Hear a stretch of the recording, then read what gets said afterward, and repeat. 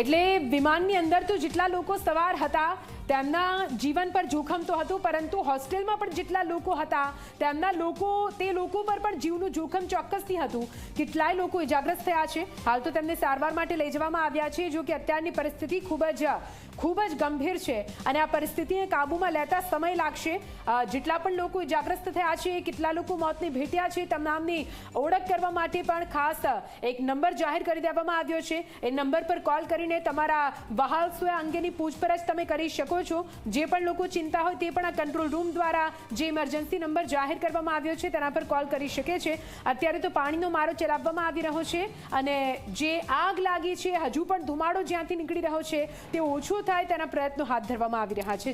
બિલકુલ, મોત ગમે ત્યાંથી આવી શકે છે એનું આ જીવંત ઉદાહરણ આપ જોઈ રહ્યા છો કે કોઈ સમજી શકે એવી પરિસ્થિતિ નથી। આપ જુઓ કે આ ડોક્ટર્સ, રેસિડેન્ટ ડોક્ટરને અને આ ઘટનાને શું લેવા દેવા। તમે જુઓ કે એક પ્લેનની ઘટના છે અને એ પ્લેન અહીંયા આ બોયઝ હોસ્ટેલ પર પડે છે। ભયાનક મંજર સર્જાય છે અને કેટલાક ડોક્ટર્સને ઈજા પહોંચી છે। હોસ્ટેલ પાસે પાર્ક કરેલી આ તમામ ગાડીઓ નિધિ સળગી ઉઠી છે, તો આપ અંદાજ લગાવી શકો છો કેવું મંજર અહીંયા સર્જાઈ રહ્યો છે।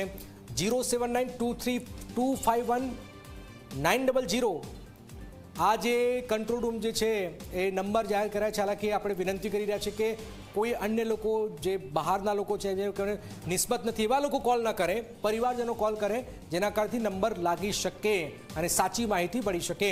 પોલીસે પણ પોતાનો ઇમરજન્સી નંબર જાહેર કર્યો છે। ત્યાર પછી સ્ટેટ ઇમરજન્સી સેન્ટરમાં કંટ્રોલ રૂમ કાર્યરત કરાયું છે। કંટ્રોલ રૂમનો નંબર છે 07923251900। ત્યાર પછી 99784053। જે સ્ક્રીન પર નંબર આપવામાં આવી રહ્યો છે એ સ્ક્રીન પર આપ તમારા પરિવારના જાણકારી મેળવી શકો છો। અને ખૂબ જ ભયાનક મંજર સર્જાયો છે। પ્લેન ક્રેશ બાદ ભયાનક આગ લાગે છે।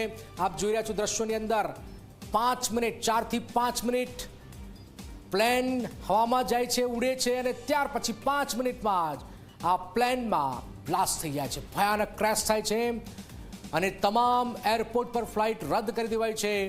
જ્યાં સુધી જાણકારી ન મળે ત્યાં સુધી ફ્લાઇટો રદ રહેશે। આ પણ એક મોટી જાણકારી છે। એરપોર્ટ બંધ કરી દેવાયું છે। અમિત શાહ થોડી વારમાં અમદાવાદ આવી રહ્યા છે।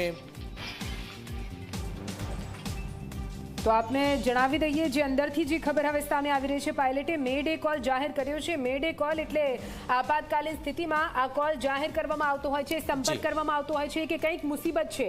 રાહત અને બચાવ કાર્ય માટે સેના એલર્ટ મોડ પર આવી જતી હોય છે જ્યારે મે ડે કોલ જાહેર કરવામાં આવતો હોય છે।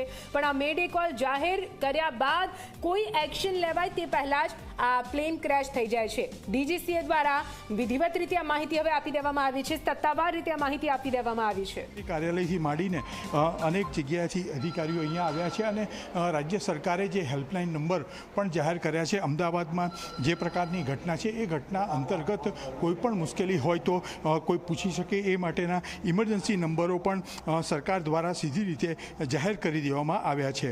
જે પ્રકારે રાજ્ય સરકારે અમદાવાદ ક્રેન્સ દુર્ઘટના સંદર્ભમાં સીધી રીતે જોવા જઈએ તો state emergency operation centre control room સીધો કાર્યરત કરવામાં આવ્યો છે અને એ જ કંટ્રોલ રૂમ પર અત્યારે આપણે ઊભા છે અને ખાસ કરીને જોવા જઈએ તો મોબાઈલ નંબર પણ જાહેર કરવામાં આવ્યો છે 9978405304। અમદાવાદ ફાયર બ્રિગેડની ટીમ, અન્ય ટીમો, મિલિટરી ફોર્સો